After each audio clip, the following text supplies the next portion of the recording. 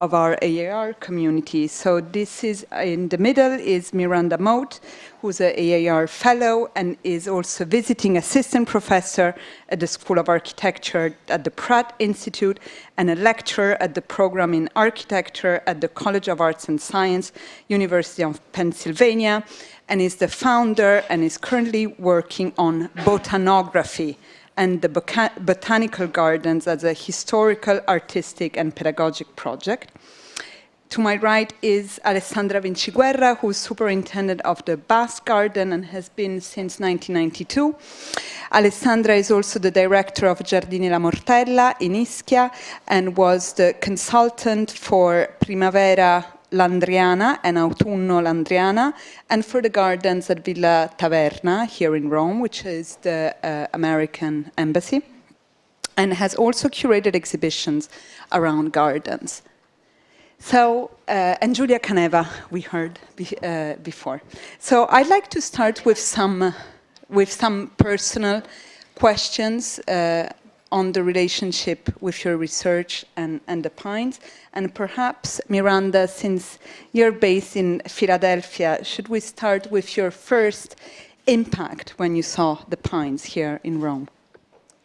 So before I returned to graduate school to study landscape history, I spent part of a summer in Rome in 2012.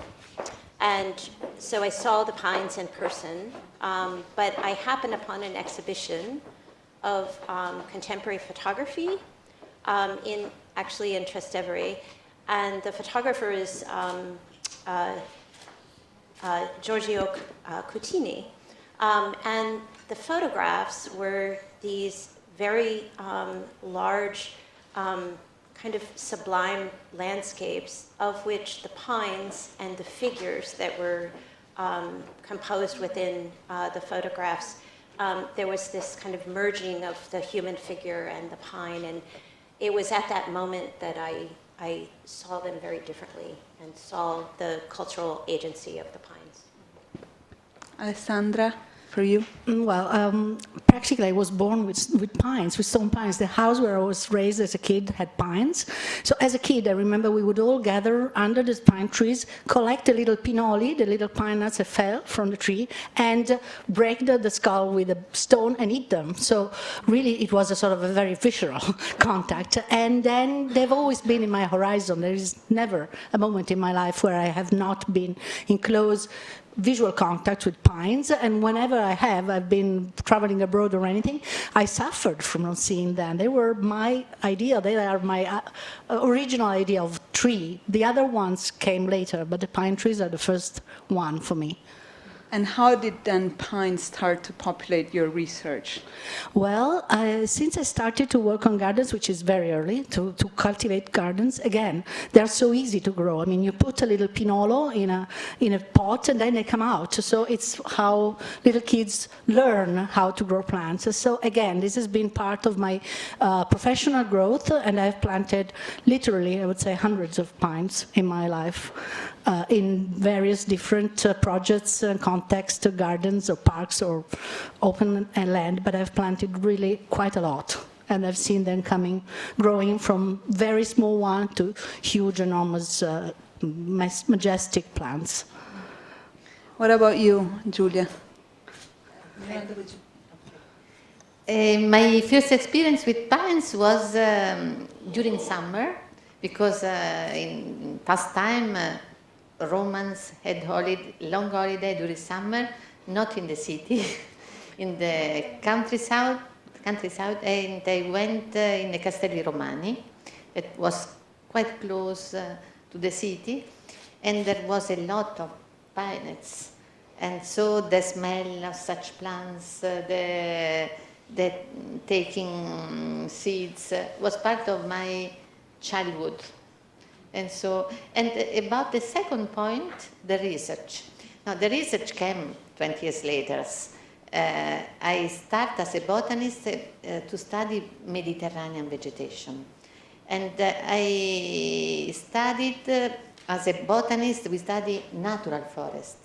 And for natural forest, we studied especially the Thermophilus forest of Pinus halepensis, is another species.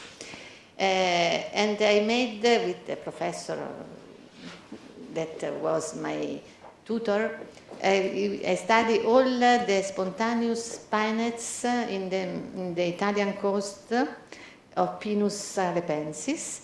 And for example, the famous in Sardinia, some other in Tuscany, some other in Tremiti Island, and other in Victoria in Sicily. And we made the phytosociological analysis. I don't explain what this is, but it's something about the plant communities, such forest. We were surprised that Pinus pinea was not part of such community, because a lot of forest with Pinus pinea resulted planted. So, and was not from historical documents, old historical documents, as natural forest. And if you think Pinus pinea or Pinus domestica, it means it's not silvestris. It does not grow as wild. Often as a plant that takes his part in the community, but is favored by the man.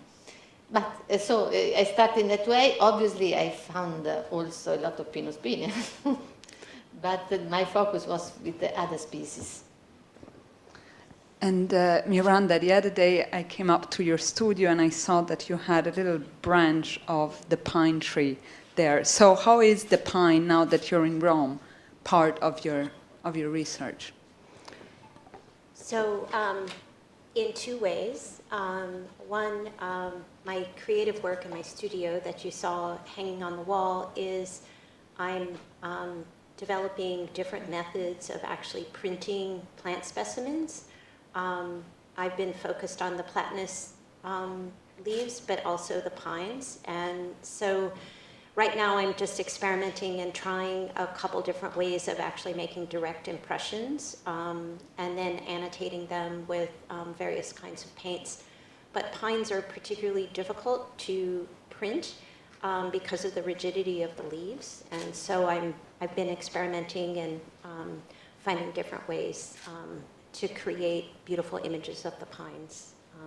The second way is I've developed a series of lessons that I've started to teach in 2 schools here in Rome to young children who are not reading yet, but also to young children here at the Academy, where we are engaging using the pines to do such things as make paper. So we made paper with pines as well as platanus leaves. And then last week we actually printed pine leaves on the very paper that they made. And so we talked a lot about you mentioned the scent, the very particular scent. And so you can actually still smell that in the paper. So I talk about that with the children. The idea is that we're using these, using art as a kind of means for teaching basic botany lessons to young children, and also teaching them how to handle plants and actually closely observe them. Alessandra and Giulia, do you have anything to add on the role of education in knowing about plants and botany in your professional lives? Whatever, yes. I mean, it's so important. I've also, in my career, sometimes been to schools and tried to teach young children something about trees, because the main problem in Italy is that we don't have at all in our school any attention to this. To botany, maybe the very theoretic one, but for young children is not enough.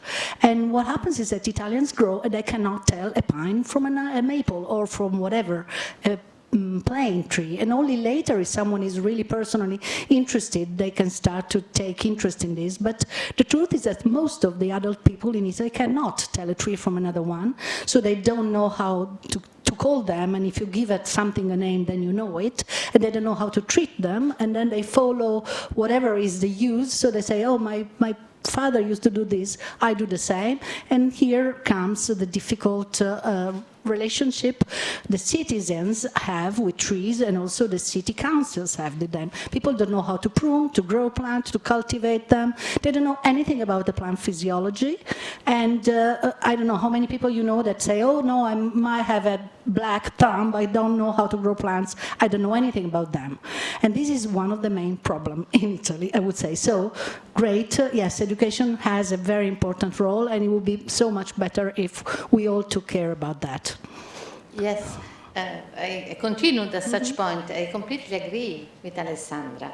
I will improve my willing to teach to the teacher of lower level to fascinating the child to the botany, because in my experience in university they arrive and they don't see too much. Also biologists don't love too much the plants. Why? They are more focused on always humans. Humans, health, animals, plants very in low condition. And that is very, I try to convince them, but it's too late, a bit too late. Because, and I try to convince them that plants, we have to respect the plants for a lot of reasons. If you think there is something of philosophical reason, plants cannot speak. A silent word cannot speak. They cannot defend themselves or cannot defend from their ability to survive, but not without fading with our strength. And they give us the life. The life, we know the importance of oxygen. We don't respect such basic point of the life. So I try to tell them continuously. So I think that starting from the lower level of school, such information should be done. And so I think the very important point. If I could add something regarding education, so it sounds like there's some parallels between Italian culture and an approach to kind of embracing plants and knowledge of plants. And in my experience, working with communities in Philadelphia. So my approach and the reason why my research and my work is focused on early childhood education all the way through high school is this. So in Philadelphia, there is a great need to address what I would call environmental injustice, kind of built within the fabric of the city. The trauma of violence, the trauma of pandemic, the trauma of a educational system that is not meeting the needs of those being educated, who will eventually grow into being professionals or citizens that vote. And what I'm working to do is to reinvent how botany is taught by using art as a means to engage the subjects of both the language of plants that we use to describe them scientifically as well as imaginatively, but also to actually the kind of physical study and observation of plants. So I'm trying to kind of break down the silos within how subjects of science and subjects of language as well as art is siloed within our educational system. And I do this because basic educational theory tells us before a child can understand and rationalize any subject, whether it's a plant, an animal, or anything, they have to engage with it through their imagination. And they have to build the language and a relationship with the subject. And then they can build a kind of rational relationship with that subject, analyze it, understand it, and embrace it. The long-range goal, it's a very long-range project, is to develop a culture of plants within Philadelphia to meet the challenges of our kind of cultural trauma that's ever present in our city, as well as climate change. That's my approach. That is very interesting, and interesting that you brought the language of plants, which is so specific. We saw a little bit, Julia, in your presentation, the different words, and the book you wrote on the pine is actually a fantastic way in for someone like me who doesn't know anything about botany, and to get that language right. Do you want to say a little bit about that divulgation to a very general public? Thank you for your appraisal at first. I will try to continue in such direction. In this moment, I am not so satisfied about the results of communication in Italy, or for the reason that we said before, people are not so much trained, not so much enough fascinated in such a point, but we have to continue. I cannot say we have to. I think that research people should be more involved in communication. We don't do enough in such point. We should speak more on the newspaper or add modern way of communication. Young people could help a lot. It's a street that should be more developed than today. What I observed that some topics are very fascinating. For example, Mancuso with the intelligence of the plants had a boom in the Italian, but it was only because the intelligence is something that is very fascinating. Other topics are less interesting. Are not so fascinating. Less sexy, as they should say. Not successful. I don't know why, but I have my idea about this. I think it came from our culture. I have 2 minutes or not? Catholic culture, perhaps. No. My idea why we are in such way, I think that the Catholic religion killed a lot of our roots in such direction. I studied a lot of Roman ancient culture.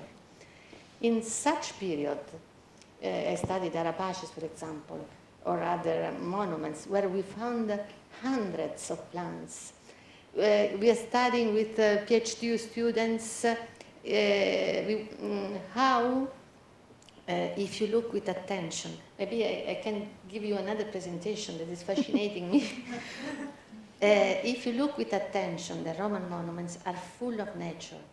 Nobody recognizes anymore because they are so impressed, so attento, so carefully depicted. in looking at nature. I found pollinia of orchids are 3 millimeters. Sculpture in Roman sculpture Arapaces. I found bracte in altar of Roman pieces. Nobody recognizes anymore what are. They say ornaments, but the ornaments are rich in enormous way.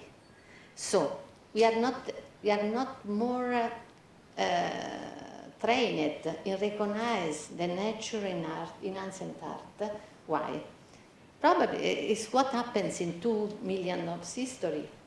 Because, for example, what I see in Rome, when Christianism arrived, they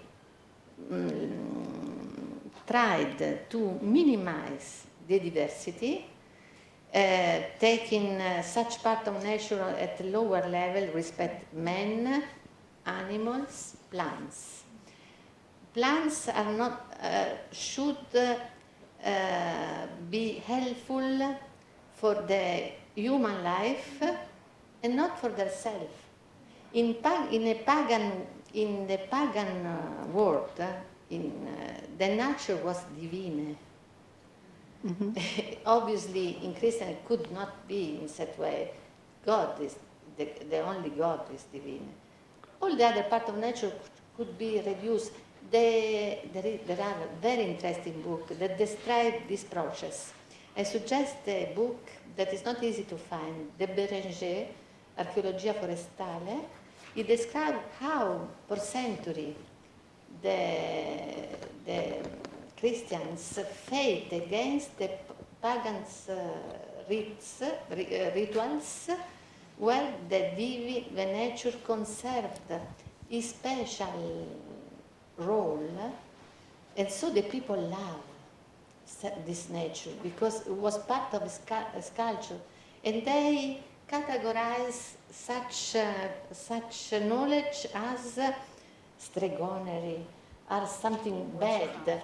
Yes. So it could be also something wrong, but there was a culture that was gradually lose, and as we lose that from botany. So it's a process started from century ago. And now we arrive in a moment in which people don't recognize anymore the nature. If you don't recognize, you don't love. Mm-hmm. And perhaps we can go back to the theme of environmental injustice, which Miranda brought up in Philadelphia. Alessandra and Giulia, how do you find that the injustice happens here in Italy? Well, I think it's quite clear. I mean, the green, for instance, in Rome, is concentrated in the center, in the richest part, in the parts that are more treated, developed, cared for. But if you go in the outskirts of the city, they are awful. That's really environmental injustice. They have no trees, not only in Rome. I mean, I'm speaking, if you think of some areas of Naples or the big cities, everything, so social injustice can be almost read through environmental injustice, because what we call dormitory, those areas that were already developed to give a roof and a bed to people, but without offering them anything, the first thing they lack is really trees, is parks, is green areas where people can find, a place to stay or to live and so on. So much so that in many cases, there have been groups of citizens and so on that have sort of gathered and tried to recreate some areas or plant out trees or create areas that are not only for beauty. Beauty maybe is the last thing, but are areas where people can gather, areas where they can socialize, they can study, they can feel part of something. So such areas, such as in Naples, the very unfamous areas where all the films happen, there have been people where they have planted full parks out of their pocket money and watering plants, gathering water from the houses and coming down 3 stories perhaps just to go and water them, because they were not part of the development, they were not part of the beauty, so they were not planted. So environmental injustice is, to me, first of all, a sort of a deliberate political choice, and then everything comes after that. No school, no education, and no nature for those who are not at a certain level. This is what is happening in Italy, and maybe Philadelphia as well, as you are so concerned. So what I've seen here in Rome, working with 2 schools and hoping to work with the 3rd here in Monteverde on the Janiculum Hill, I've seen something a little bit different. One of the schools, the children spend almost all their time outdoors. That's a private school in the Pamphili Park. The other school in Monteverde is a public school. The entry into the school is through a courtyard that is populated with trees. And the 3rd school that I'm eventually hoping to visit is on the Janiculum Hill, where the school is actually embedded into the side of the park. Now, the many schools I visited in North Philadelphia are the exact opposite. But I mean, this is Monteverde. Monteverde is a wealthy area. I agree. So the schools, that I don't disagree with. The schools I visit in Philadelphia there are some schools that have had garden programs, and I'm starting to see it emerge. And it's coming with a rethinking of school-by-school curriculum. Many of those garden projects were kind of decimated by inability to take care of them through the pandemic. But for the most part, most of the schools, the environment where children spend most of their lives, their days, is lacking of any kind of interaction with trees or plants. One of the things I'm proposing as kind of a phase 2 of my advocacy work is, and I started it with a very small garden grant program, funding small garden projects within schools. But what I envision is an advocacy that basically sets a new standard for particularly an urban school where there's a garden that is a designated classroom within the building as a standard within a topology of renovation of urban schools or the design of new schools. That to kind of assert that, one, that directly addresses the lack of contact with plants within urban environments and allows for children to kind of engage, but it also reinvents the learning environment itself to directly include plants. Wonderful. Alessandra, you being also the director of La Mortella, which is a garden in Ischia, how do you think could the gardener's classroom be something to integrate in La Mortella with Napoli and as a sort of a larger... Well, that's a very long... Well, in gardens that are open to the public, almost everywhere in Italy now, we tend to organize visits for schools and projects that involve children at all levels.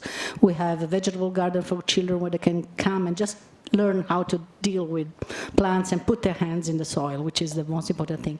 In Naples, I'm part of a group that gives prizes and raises money to volunteers that work in these sort of desperate situations, Scampia, that probably you've heard about.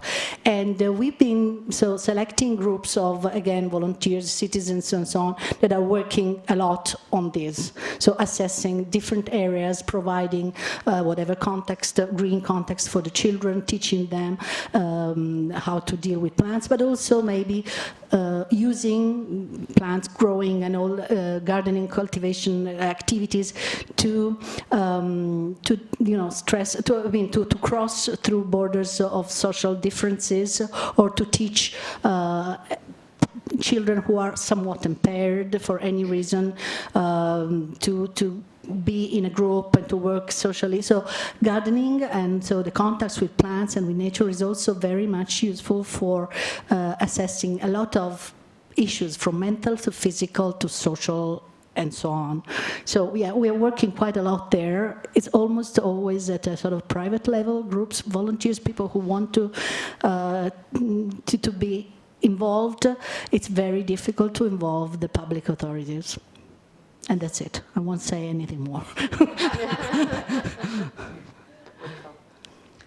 And moving on into, we touched a little bit upon the diseases that trees has and pine. And perhaps, Giulia, I'd like to start with you with thinking about the future of the pines here in Rome and what can we do to preserve them. We heard that we're almost too late, but what do you think we can do? I think surely we are at a critical moment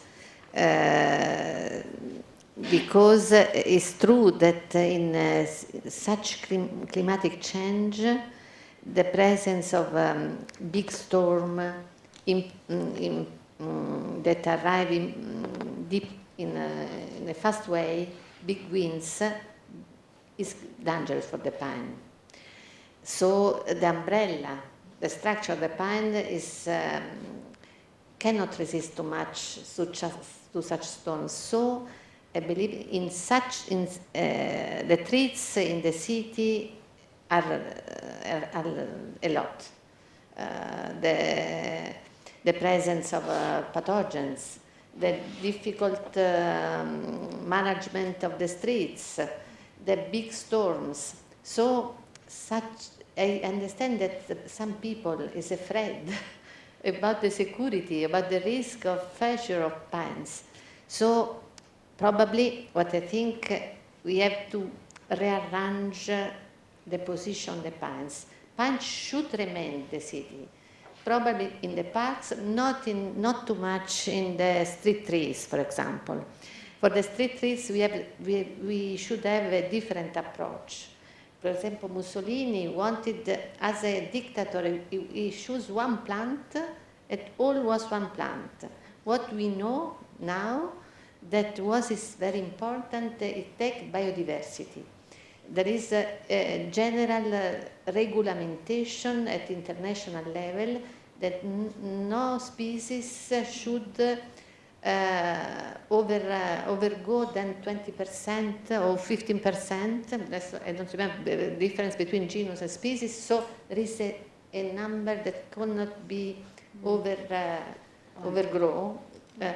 And we have to, don't exist the perfect plant, depends from the soil, from the condition of the street.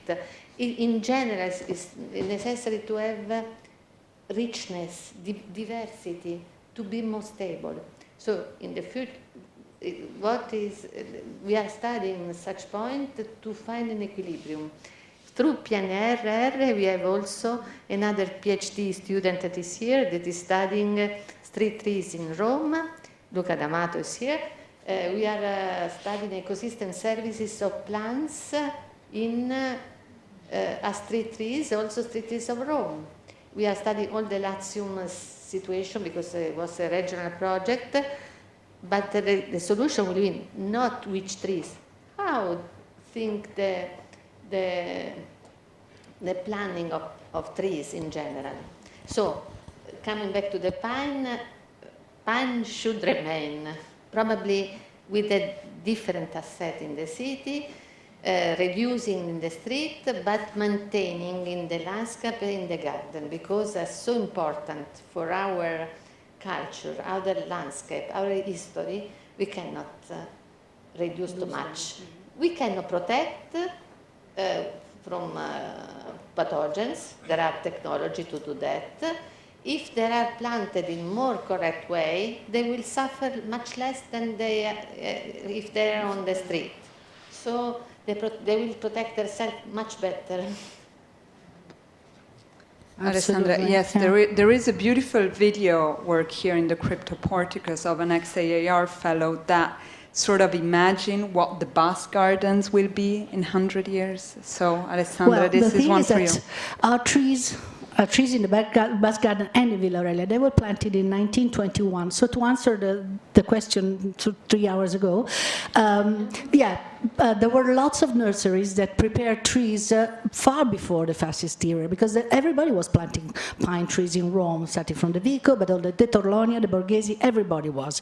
So those nurseries were able to provide huge trees that were they look like 15 to 20 years old to me, and the size is impressive if you think of the methods. I mean, we have photographs, I don't know if you've seen them, showing carts with donkeys that carry the trees, and then people would bring them heavily and raise them. Our trees were planted then, so they are more, 100 years old and more growing. So they're reaching their life limit. And we will have, as an academy, as an institution, we will have to think about this. Now, we think a lot about this, actually, because we wonder what the future will be. And this solution that Julia mentioned, I mean, we have to keep planting trees. Perhaps we will need a moratorium waiting for the solution to all these diseases. We will need to replant them, perhaps not now, perhaps in 10 years' time or whatever, but they need to stay. But meanwhile, we have to increase biodiversity, we have to add other trees, because it's clear. I mean, if you have one plant next to the other, the pathogen jumps from one to the next. There is no solution. But if you have a lot of other things in between, it is more difficult that whatever the disease, the pest or the fungus or whatever, spreads. So this is what I think should be done everywhere in the city. Select those that are really worth preserving, plan new plantings in areas that don't suffer from huge winds or droughts or whatever, and then add different plants, new trees. There are so many that can be planted. And I just wanted to add something. During my tenure here at the Academy, during my 30 more years as superintendent of the gardens, we had some failures, especially in 2019, at the end of February, there was this huge hurricane. Those from Roma will remember hundreds of trees fell on that day, and we lost some trees. And I can tell you that losing a tree that has been trusted to you is one of the more heartbreaking things that can happen to a gardener. So we are committed to replant and to protect our trees as much as we can. We just wish that everybody would feel the same, but as an academy, we are doing this. Thank you. And perhaps before opening to the audience, how do you think we can use recent cultural interest into the Anthropocene to really build a sort of voice of the plants? As you rightly said, Julia, they have no voice. How can we as intellectuals and cultural makers give a voice to these plants? But probably the solution of art is a good solution that fascinating people. But any tools of communication that we can develop is useful in this moment, because we start from very low level of education in such points. So we have to start in new way, something that can fascinate people. And theater, also theater, music, everything. Everything is good. So the problem of the crisis of the failure, the climatic change is a reason why people start to think about the safety of the environment.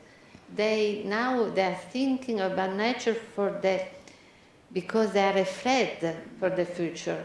That is a good reason to start to think. But it's not nice that we start only because we are afraid for our future. But it's tools to start to think about this. The crisis makes some could make some good results in thinking to the nature in another way, but we have to continue with a different education.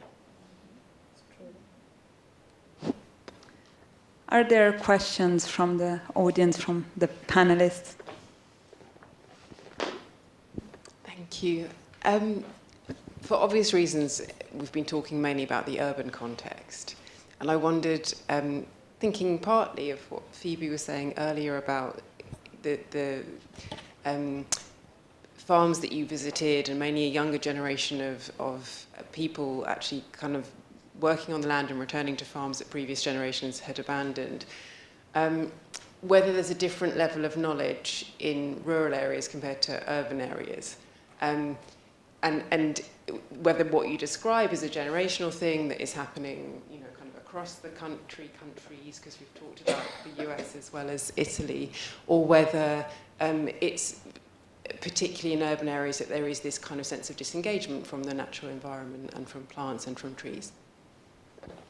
Well, as for Italy, I can say the older generation are very difficult because they were grown thinking that they should leave the country and come to the cities, and that the countryside and nature in general want to serve them, to serve human beings, a little bit the sort of Catholic approach that we mentioned before. So they really detached them because it was considered so almost humiliating to admit that one came from the country and that their ancestors were plowing the law. It's younger generation now that they're, more sort of ready. They're more willing to learn again, to go back. But there was a moment, I would say maybe the 60s, the boomer generation, where they were completely getting far from whatever was their past. And that's the same, much more in the countryside. I mean, farmers would be the first one, not the new generation, but I mean the older generation would be the first one who would pave everything around the house because mud is a problem, and would cut whatever there was because it gave shade or it was just too difficult to handle on everything. I mean, it's just a general speech. There are, of course, exceptions, but in general, the older generation was the one that really, in a way, refused their background.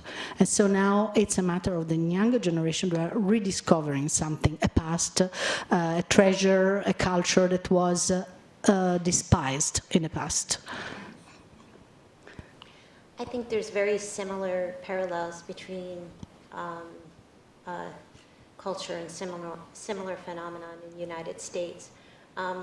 But I will say just as kind of the economic influence of monoculture, agriculture, it's very similar, except at a much larger scale in the United States. And I think the forces of the larger kind of corporations controlling the kind of federal guidance that is in fact the economic driver of the industry of agriculture in the United States is a very difficult and challenging.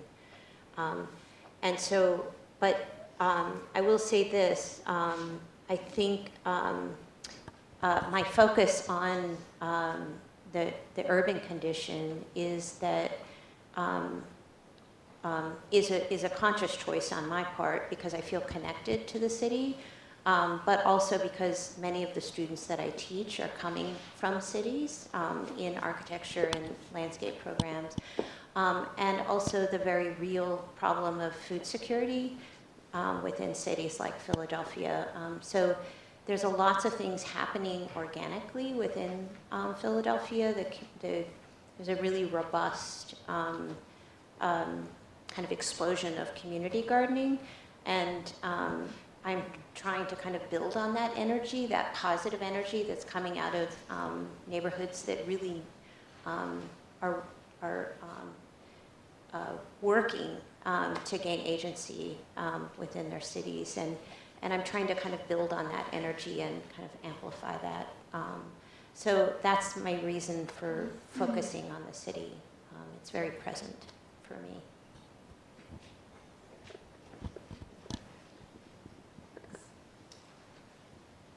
Just maybe a question for Miranda.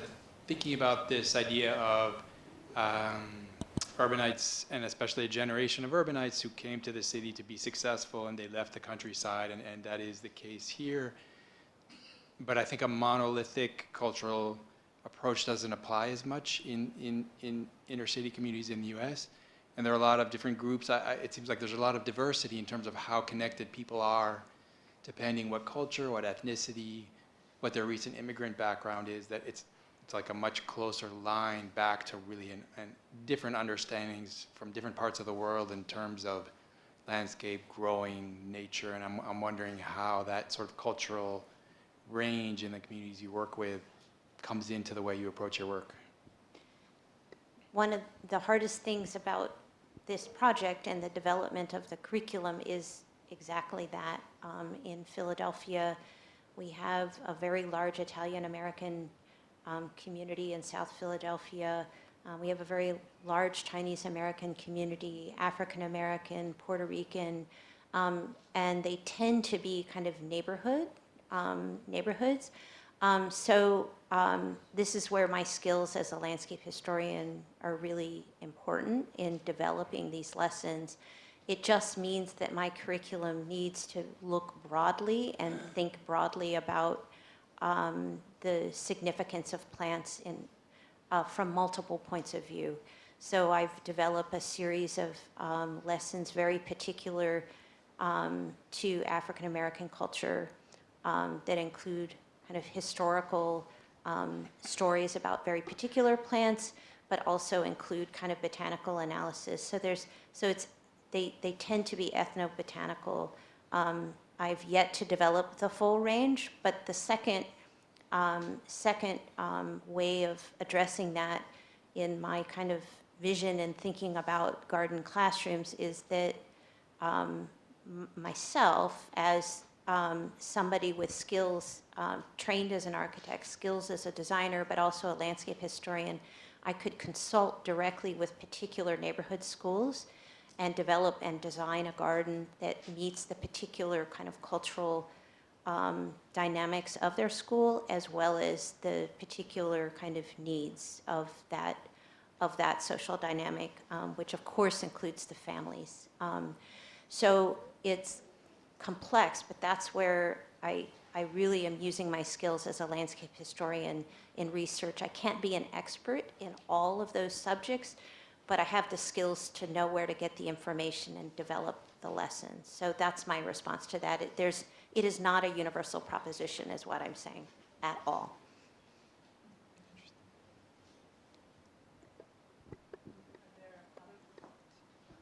Sorry.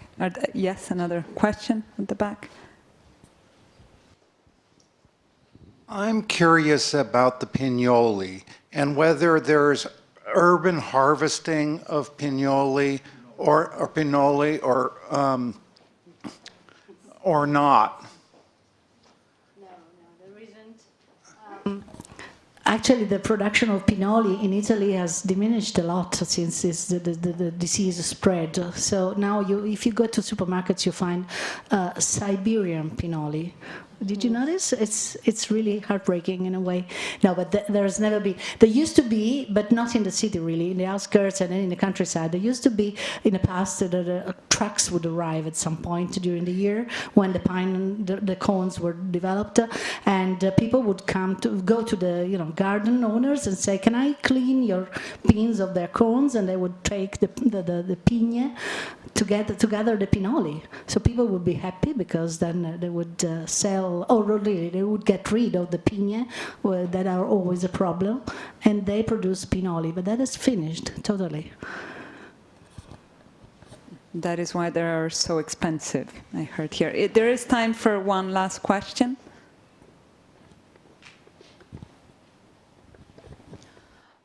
Thank you for interesting discussion. I want to come back to previous topic. And I would like to ask Professor Kaneva about the significance of plants. As you said, we lost this connection with the nature, and we don't have this kind of symbolism in the modern society. And probably because we enter to the science world and something like that. But if we want to consider that in the modern society, how we can recreate a new memory of the plants for deepen the connection with the nature, how it could be possible to recreate new memory, not just bring back the old significance of a species, creating new significance or creating new memory of the species for deepen the relationship. Complex question. I think you can create something new, but you have to know the old roots. So, in my opinion, it's important to at first recognize the old tradition, and then be free. It could be interesting to be free to create something new. Because it could be not, it's better if there is no absence of continuity. So the first level in this moment is try to give more knowledge about the ancient traditions. You know, that we are working, for example, to try to take in nature in archaeological museum. What I told you before, that ancient monuments are full of nature, is part of some project that we are starting to do in two ways. It's my experience. Probably other people will do other idea. But what we are doing now in such moment as University Roma 3, one is in the Roman National Museum, and the director, the French Stéphane Berger, seems very interested in this. So I think that he will support the idea. He declared this. That in the end, in the rearrangement of the museum, we will create a section showing with videos, with PowerPoints, films, and through image, the fascination, the relationships between what is culture and what is nature, and why they choose some element in their sculpture. So it will be a way. And then we are doing other things. For example, we are developing a cultural roots that is called Rotarianea. It will be a cultural roots that is still declared as European cultural roots, and it starts from Troy, then Greece, then Albany, then Castrum in Puglia, then in Tunisia, again in Italy, from Trapani, from Capua, until Rome. In such roots, as a cultural roots, we will combine both the cultural reason of such myths, because it's a myth that is carried also of ethic questions, not only ethic, and nature that is connected with this. I think that such operation that we will develop in the future years will produce a website, something in newspapers, something in museum, will help like a small sense to develop such sensibility, and it will be spread. That is the past, but from the past, other people will have a new idea. Probably could be younger people will choose other idea, because but the connection with the past is important for everyone. Thank you so much, Julia. I think on this note, we'll leave it to Alisa. Thank you so much to everyone. And Alisa is going to say a few closing remarks. But please stay, because please join me in applause for these wonderful conversants.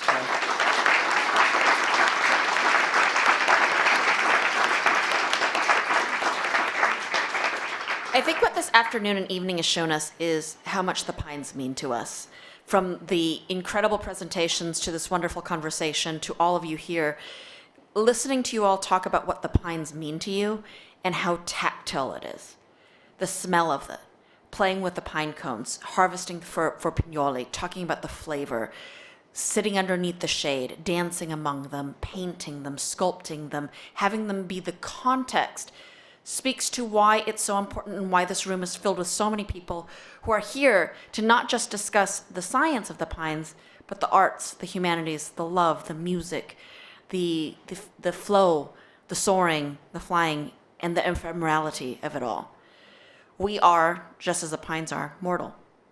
And we are dealing with that idea. And as many of our artists deal with, as many of our historic preservationists deal with, as many of our historians deal with, we ask ourselves, how much do we have to keep, and how much do we let go? How much do we keep in our hearts, and how much do we try to sustain? And perhaps even in this battle where Alessandra is injecting the pines every single day at the American Academy to try to save them for as long as we can, there's also a natural moment where it doesn't live on just in the way that they stand, but in the ways in which we compose our pieces, in the ways in which we lens them in our video art, in the ways in which we write about them in our history books, and the ways in which we print them, paint them, and remember them. So I invite you now to the Cryptoporticus for an aperitivo, where there is a video installation that speaks to not only the history of the pines, the planting of the pines 100 years ago, but 100 years of art at the American Academy, and how, in fact, those pines have instilled in us, inspired us, and continue to speak to us and teach us in our architecture, in our visual arts, in our music, in our history, in our art history, in our archaeology, and in the ways that we believe in the American Academy in Rome. Grazie mille.